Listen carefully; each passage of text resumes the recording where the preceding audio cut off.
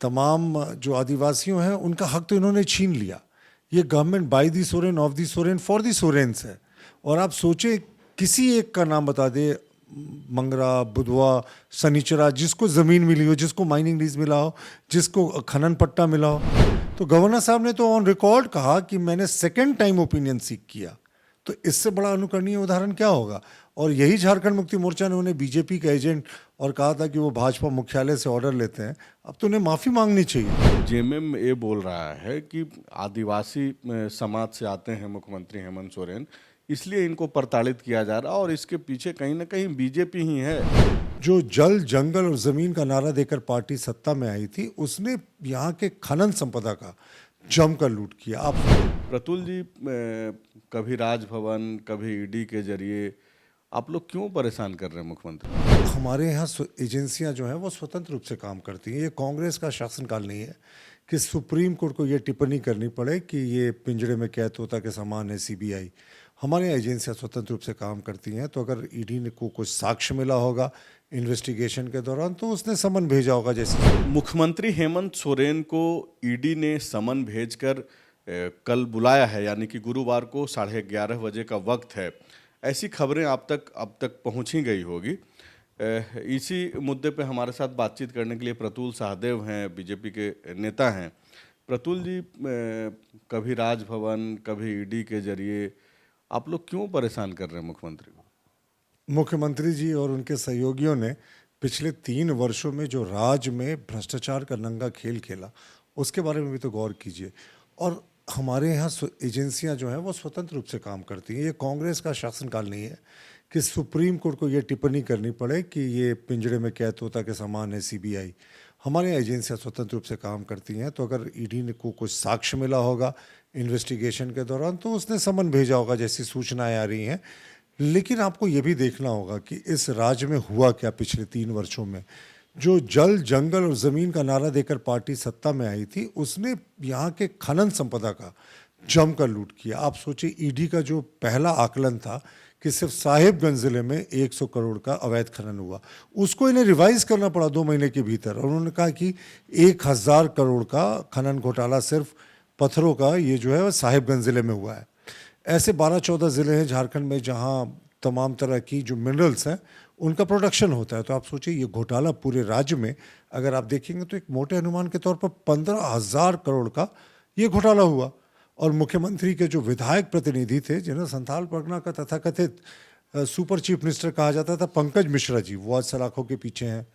इस सरकार में एक और सुपर सीएम थे अमित अग्रवाल, सत्ता के गलियारे में बहुत हनक थी उनकी, वो भी फिलहाल जेल में है।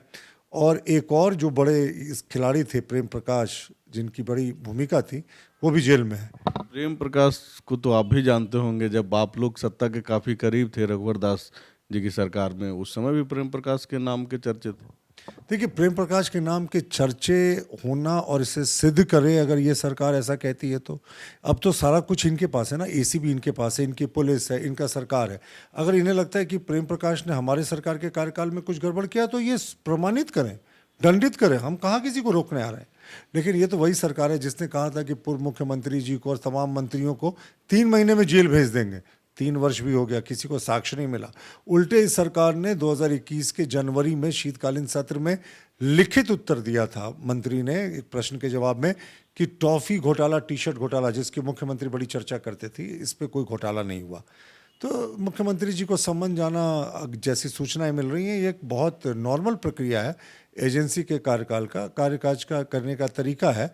और जैसे उसे सबूत मिलता है उसका दायरा तो बढ़ता ही है ना। आप देखिए ये पूजा सिंघल के यहाँ रेड से इसकी शुरुआत हुई। जेएमएम ये बोल रहा है कि आदिवासी समाज से आते हैं मुख्यमंत्री हेमंत सोरेन, इसलिए इनको प्रताड़ित किया जा रहा है और इसके पीछे कहीं ना कहीं बीजेपी ही है। देखिए, हेमंत सोरेन जी आदिवासी से आते हैं, झामुमो ये कहकर तमाम जो आदिवासियों हैं उनका हक तो इन्होंने छीन लिया।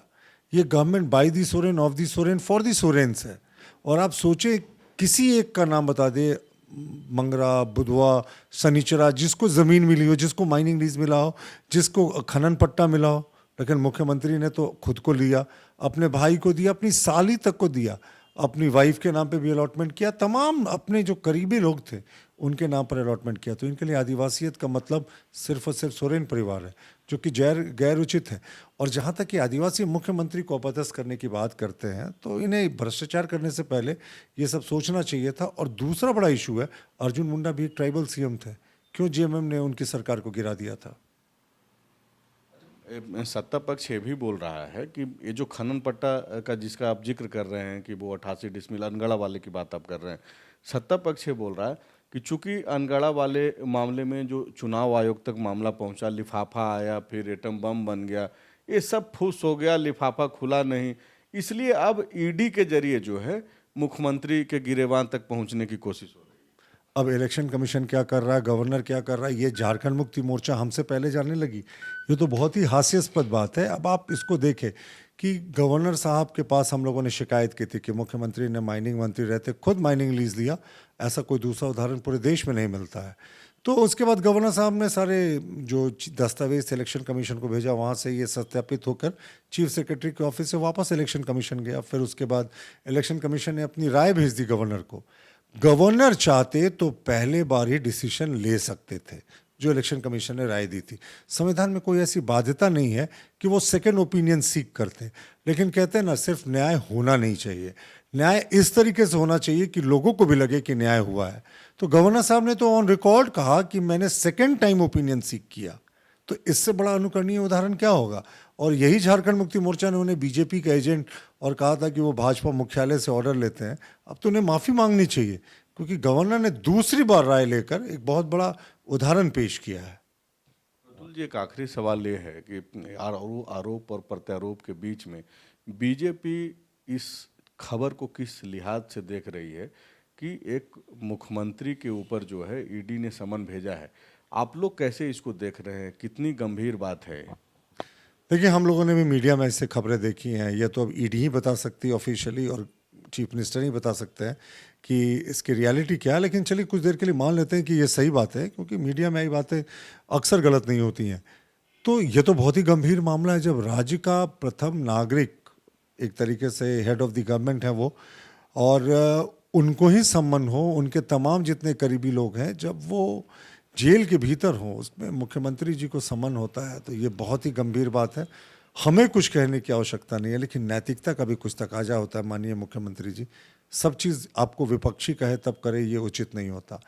लेकिन हमारा मानना है कि कानून अपना काम कर रहा है। हमारे यहाँ राजा हो या रंक हो, सबके साथ एक ही निष्पक्षता से कार्य होता है। तो आप कितने भी ऊंचे पद पर हों, प्रधानमंत्री जी का स्पष्ट मानना है, अगर आपने भ्रष्ट आचरण किया है तो कानून के लंबे हाथ आप तक पहुंचेंगे, और अगर आप निर्दोष हैं तो किसी चीज़ से डरने की आवश्यकता नहीं। लेकिन जो झारखंड मुक्ति मोर्चा का सुबह से रिएक्शन आ रहा है, तो ये कहीं ना कहीं आपक होते दिख रहे हैं। नैतिकता क्या, किस दर्जे की नैतिकता आप चाहते हैं? बीजेपी क्या उम्मीद कर रही है? देखिए, सब कुछ विपक्ष अगर मुख्यमंत्री या सरकार को कहे तो ये उचित नहीं, लेकिन मुख्यमंत्री को अगर ईडी ने समन किया, जैसा मीडिया में खबरें आई हैं, तो ये एक बहुत बड़ा अभूतपूर्व कदम है। मुझे लगता है हाल के वर्षों में ऐसा नहीं हुआ है। तो उसके बाद तो कुछ नैतिकता का तकाजा तो मुख्यमंत्री जी को ही बनता है ना। मुझे या बीजेपी को कहने की क्यों आवश्यकता पड़ती है? विवेकानंद विद्या मंदिर स्कूल एक CBSE affiliated English medium coed school है। हम शिक्षा के साथ संस्कार देते हैं। thefollowup.in. Like, share and subscribe. www.thefollowup.in